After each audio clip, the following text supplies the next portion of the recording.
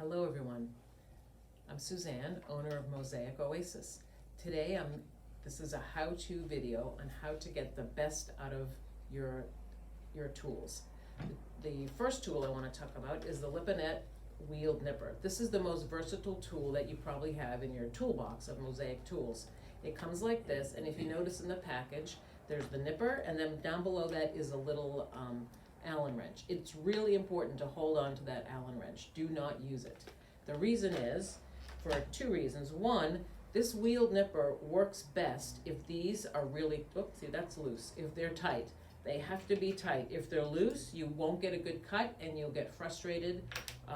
So make sure your wheels are tight so that you use your Allen wrench for that. The other reason is this whole wheel here is a cutting edge. And when these two inside, when they get dull, you can turn the wheel and get a fresh blade. What I do is I take a Sharpie and I mark that spot that I've been using for cutting. If you can see that, I mark that spot. And now when I turn the wheel, I'm just gonna loosen this up,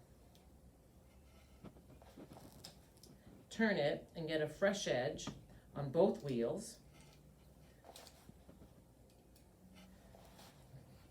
And now I have two fresh cutting edges. And then I'm gonna mark those as well. So I'm gonna mark these with my marker.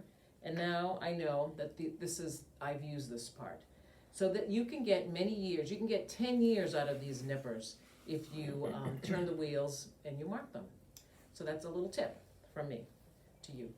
The other tool is your glass scorer and running pliers.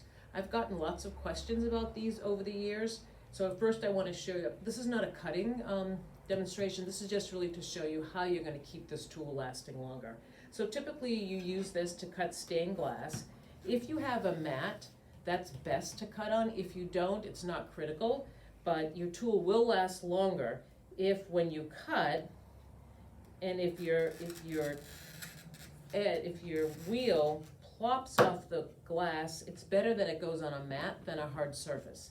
But what is even better, if you just cut and go to the edge and not let it plop off, it'll still cut fine with your running plier.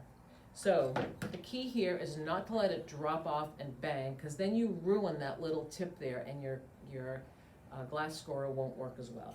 The other thing, I've had customers come in and they take these little plastic things off the running plier.